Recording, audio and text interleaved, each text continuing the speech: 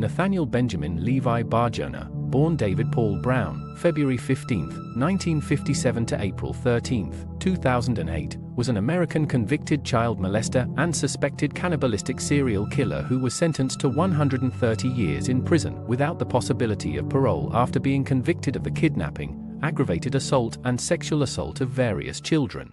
Nathaniel Bar-Jonah was born David Paul Brown in Worcester, Massachusetts, on February 15, 1957, the youngest of three children to Philip and Tara Brown, an aircraft mechanic and a housewife. When Tara was 3 months pregnant with Bar-Jonah, she was involved in a serious car accident when another driver slammed into the back of her vehicle while she was sitting at a red light, resulting in her having to wear a neck brace for the last 6 months of her pregnancy. As an infant, Bar-Jonah was described as being inactive and having an insatiable appetite, which resulted in him crying incessantly when he was not otherwise being fed. This caused him to gain so much weight as a baby that he became practically immobile due to his undeveloped muscle tone, and his parents struggled to carry him. Bar-Jonah also appeared to be strongly averse to being touched, and at 3 weeks old, in 1964, the family moved back to Worcester when Bar-Jonah's father became a heavy equipment mechanic at a local construction firm.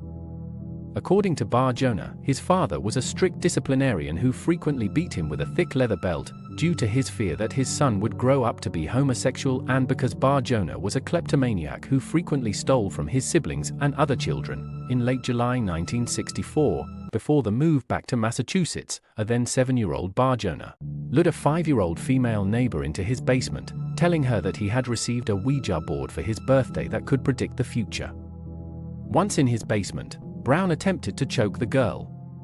The child's screams attracted the attention of Bar-Jonah's mother, who came to her rescue, but he got off with little to no punishment. At age 15, Bar-Jonah cut letters and words out of magazines and composed a note that he used to attempt to entice 2 young boys from Webster to A, offering them $20 and a surprise.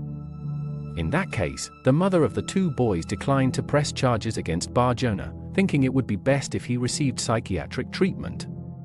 The following year, in May 1974, Bar-Jonah attempted to abduct 9-year-old Mary Petroni in Woodstock, Connecticut, but released her when she screamed and resisted. In March 1975, now aged 17, Bar-Jonah impersonated a police officer in order to abduct 8-year-old Richard O'Connor on his way to school, proceeding to sexually assault and choke the boy. A neighbor, looking out of her window, observed the abduction and notified authorities, who began searching for O'Connor.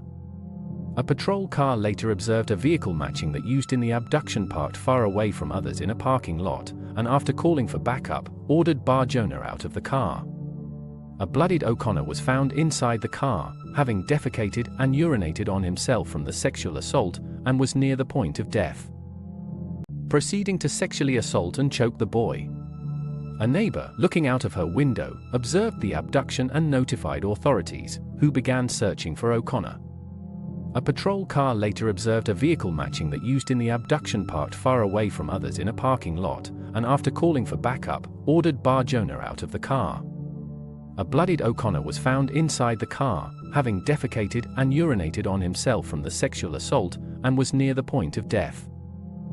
Few days before his high school graduation, Bar-Jonah drove to nearby Hartford, Connecticut, and, again impersonating a police officer, abducted a 9-year-old girl. However, after the child began vomiting and convulsing from the assault, he drove up to a sidewalk and threw the girl out of the car. A nearby witness saw the incident and got Bar-Jonah's license plate, leading to his arrest. News of this assault never reached Bar-Jonah's probation officer, and he was released from parole in May 1. On September 24, 1977, Bar-Jonah, claiming to be an undercover FBI agent, convinced 2 boys coming out of a movie theater in Shrewsbury, Massachusetts, to enter his vehicle. He then transported the boys to a secluded area, where he handcuffed and tortured them. After jumping repeatedly on the chest of one of the boys, the 375-pound, 170 kilograms, Bar-Jonah believed he had killed him, then drove off with the other boy still alive in his trunk.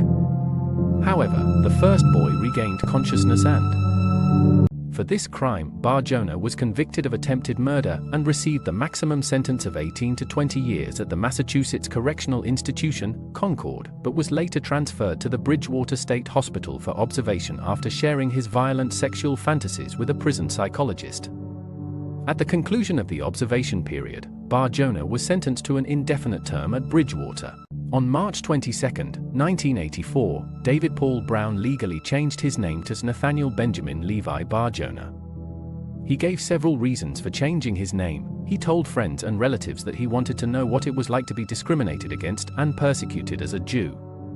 During a later 2008 interview with Drive Michael H. Stone for the television show Most Evil, he claimed he was Jewish and wanted his name to reflect that. In fact, Bar-Jonah's ethnic ancestry was Scandinavian and his parents were both active in the Assemblies of God, a Pentecostal sect, and he did not pursue any further connection to Judaism other than the name change. Later in 1984, Bar-Jonah, along with two psychologists that had evaluated him, won a parole hearing after the psychologists testified that he was no longer a threat to society. Superior Court Judge Walter Steele ruled that the Commonwealth of Massachusetts had failed to prove that Bar-Jonah was dangerous and ordered him released on February 12, 1991. Administrative issues prevented his release until July of that year. During this time, Bar-Jonah confided in psychiatrists that he fantasized about abducting, murdering, and cannibalizing children. A psychiatrist at Bridgewater was apparently informed by Bar-Jonah that his interest in torture had long existed and that his primary means of sexual arousal came from the violent thoughts he entertained. On August 9, 1991, just a month after being released from Bridgewater, Bar-Jonah observed a 7-year-old boy sitting alone in a car outside of a post office in Oxford, Massachusetts. Bar-Jonah, who weighed 275 pounds, 125 kilograms, at the time, entered the vehicle and sat on the boy's chest. Some witnesses, along with the boy's mother, observed the event and ran to the boy's rescue, causing Bar-Jonah to flee. An officer recognized Bar-Jonah's description from over 15 years earlier, and he was later arrested for the attack. At first, Bar-Jonah claimed that he entered the car to get out of the rain, but later admitted that he intended to kill the boy. For the attack, Bar-Jonah was given permission by the Worcester County District Attorney to enter a guilty plea to assault and battery in exchange for a 2-year probationary period and the promise that he would move to Great Falls, Montana, to live with his mother. On February 6, 1996, 10-year-old Zachary Xerxes Zach Ramsey left the apartment he shared with his mother at around 7:34 a.m. to attend Whittier School, taking his. He never arrived at school. Ramsey was wearing a blue denim jacket with green sleeves, a blue football jersey with his last name imprinted on the back in gold letters, stone-washed jeans, and black high-top sneakers. A family of 3 who lived in an apartment overlooking the alleyway reported seeing Ramsey there that morning, and also reported seeing an off-white, 4-door car nearly run him over. Another witness reported seeing Ramsey standing in the alleyway. Yet another witness, who lived